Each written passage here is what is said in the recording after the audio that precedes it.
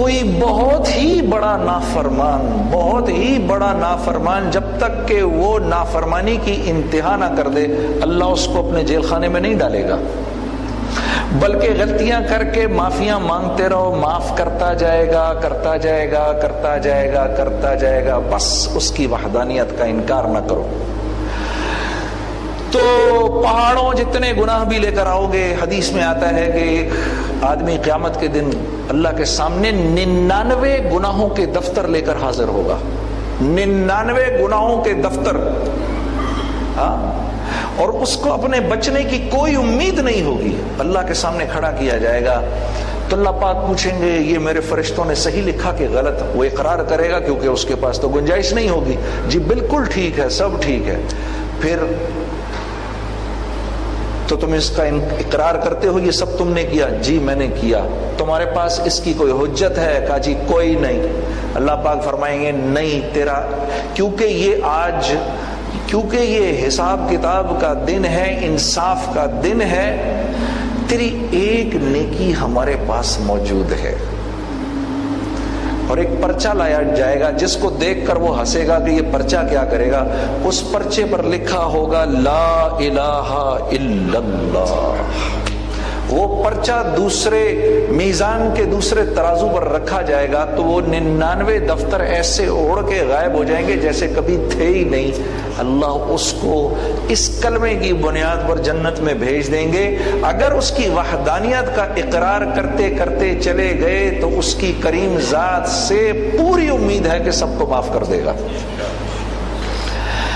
ہاں، انسان تو اللہ کی کیا شاہکار تخلیق ہے۔ یا ایھا الانسان ما غرک بربک الکریم۔ ایک دن ہم بیٹھے ہوئے تھے کسی اللہ والے کے پاس اور ان کے سامنے یہ بات رکھی، کیا مطلب ہے اور سارے انسانوں کو کیوں پکارا اللہ نے؟ ہاں، کریم کس کو کہتے ہیں؟ میں نے پوچھا اپنے ایک بزرگ سے، صاحب حضرت کریم کس کو کہتے ہیں؟ تو انہوں نے مجھے بتایا کہ کریم کس کو کہتے ہیں۔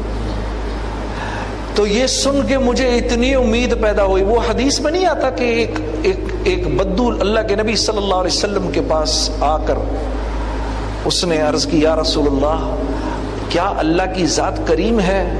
آپ نے فرمایا ہاں کریم ہے، اور کریم بدرجہ اتم ہے، جو اس کی بدرجہ اتم کریم ہے۔ تو پھر وہ کہنے لگا اب مجھے اللہ کی ذات سے امید ہے کہ میں بچ جاؤں گا۔ تو میں نے پوچھا حضرت سے، حضرت یہ تو قرآن میں بھی لفظ آیا ہے ما غرک بربک الکریم، کریم کا کیا مطلب ہے؟ تو فرمانے لگے کہ جیسے آپ میرے پاس آئیں اور میں آپ سے کہوں کہ بھائی کیا کرتے ہیں، اور آپ کہیں میں کچھ نہیں کرتا، تو کچھ کرنا چاہتے ہیں، ہاں مجھے آپ یہ کپڑے کا کام کرتے ہیں تھوڑا سکھا دیں۔ اب یہاں کاروباری بیٹھے ہیں، یہ فوراً سمجھیں گے اس بات کو۔ تو فرمانے لگے کہ میں آپ کو اپنے پاس بلاؤں اور میں کپڑے والے کو فون کروں کہ سنو وہ جو مہنگا والا کپڑا ہے نا 800 روپے گز، وہ میں نے 600 روپے گز میں لینا ہے تم سے، کیونکہ ساری زندگی میں تم سے کپڑا لیتا رہوں، وہ 600 روپے گز میں مجھے چاہیے۔ میرے بھائی آئیں گے، بھائی جنید، ان کو تم نے 600 روپے گز کے حساب سے 500 گز دینا ہے۔ پھر میں فون کروں بٹن والے کو کہ میں تو اس سے بٹن لیتا رہا ہوں، یہ بٹن اتنے کے ہیں، مجھے اس کم قیمت کے اوپر چاہیے، اپنے بھائی کو بھیج رہا ہوں، اس قیمت پر اس کو دے دینا۔ دھاگے والے کو خود فون کروں کہ تو وہاں جا، سلائی کرنے والے کو خود فون کروں، سارے معاملے سیٹ کر کے کہوں بھائی جنید تمہارا کام ہو گیا، اتنے اتنے پیسے تم نے دینے ہیں، اور ابھی تم نے دینے بھی نہیں، جاؤ کپڑا لو وہاں سے، دھاگا لو وہاں سے، بٹن لو وہاں سے، سلواؤ وہاں پر، کتنے دنوں میں لے آؤ گے؟ میں کہوں حضرت میں یہ سب 1 مہینے میں لے آؤں گا، نہیں تم 2 مہینے میں لے آؤ اور یہ ایڈوانس بھی پکڑو۔ میں کہوں نہیں حضرت اس کو اپنے پاس رکھے، نہیں پکڑو، جاؤ جیسے کہا ہے ویسے کرنا۔ اب میں باہر نکلوں اور باہر نکل کے کہوں یار یہ بھیج تو مجھے اس کپڑے والے کے پاس رہے ہیں، میں فلاں کپڑے والے کو نہ دیکھ لوں، اور میں اس کے پاس جاؤں وہ مجھے مال غلط دے، غلط دھاگے والے کے پاس جاؤں، غلط بٹن والے کے پاس جاؤں، غلط سلوانے والے کے پاس جاؤں، سلوا کے ستیہ ناس مار کے 2 مہینے کے بجائے 3 مہینے میں لے کر ان کے پاس آؤں اور ان سے کہوں حضرت یہ لایا ہوں، اور وہ کہیں کہ آپ اس کے پاس نہیں گئے جن کے پاس میں نے بھیجا تھا؟ میں کہوں نہیں حضرت میں وہاں تو نہیں گیا۔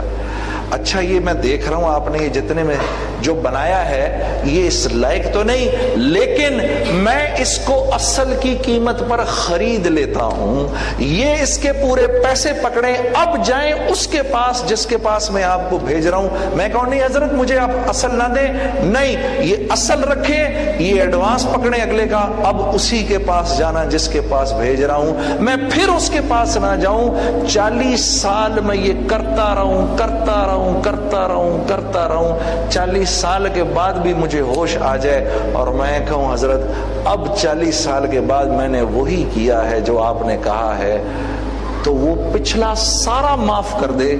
فرمانے لگے اس کو کہتے ہیں کریم، اس کو کہتے ہیں کریم۔ ما غرک بربک الکریم۔ ساری انسانیت کو یہ پناما کہ وہ لوگ جو اللہ کو مانتے بھی نہیں، اللہ ان کو بھی کہہ رہا ہے ارے مجھے چھوڑ کر کہاں جاتے ہو؟ آپ دیکھو تو صحیح کتنا قصور ہے اپنا، ہم انہیں نہیں بتا سکے۔ یہ بازو کا جوڑ دیکھو کتنی خوبصورت جگہ پر ہے، یہ جوڑ دیکھو بازو کا، اگر یہ جوڑ یہاں ہوتا تو نوالے کے لیے منہ کو آگے لے جانا پڑتا، اور اگر یہ جوڑ پیچھے ہوتا تو یہ تو منہ میں ہی نہ آتا۔ کیا خوبصورت جگہ پر یہ جوڑ دیا ہے۔ اور پھر کاغذ کے بنے ہوئے چند نوٹ پکڑے اور بازار سے جا کر آٹا خرید لیا۔ یہ اس آٹے کی 10,000 سال سے اس کی نسل کو کون چلا رہا ہے؟ کون چلا رہا ہے؟ اللہ چلا رہے ہیں۔ یہ جا کر سبزی خرید لی، اس کی 10,000 سال سے نسل کون چلا رہا ہے؟ اللہ چلا رہے ہیں۔ یہ مرغی خرید لی، اس کی 10,000 سال سے نسل کون چلا رہا ہے؟ کاغذ کے چند ٹکڑے دے کر یہ خرید کر گھر لے آئے۔ ہاں یہ جو پانی پی رہے ہیں پاناما میں آپ کیسے پی رہے ہیں؟ یہ سورج کی روشنی پڑتی ہے پیسفک کے اوپر، یہاں سے ہوا اوپر جاتی ہے، 1 سیکنڈ کے اندر 16 ٹریلین گیلن پانی بخارات بن کے ہوا میں چلا جاتا ہے۔ 16 ٹریلین گیلن جب اوپر جاتا ہے نا تو اپنے ساتھ نمک کو لے کے جاتا ہے، اگر نمک نہ ہو تو یہ 10,000 فٹ پر بھی جا کر نہ جمے۔ نمک کی کوالٹی ہوتی ہے کہ یہ جلدی جم جاتا ہے، یہ یہاں جاتا ہے 1200 فٹ پر جا کے جم جاتا ہے اور بادل بن جاتا ہے، ہوائیں آتی ہیں اور ہوائیں لے کر اس کو یہاں لاتی ہیں اور یہاں لا کر پاناما میں برساتی ہیں، اور جب برساتی ہیں تو اللہ نے ہوا کے اندر ایک میگنیٹک فیلڈ بنائی ہے، تو پانی اگر اوپر سے ایک دم گرتا تو ہمارے سب کے سر پھاڑ دیتا، تو پانی ایسے گرتا ہے،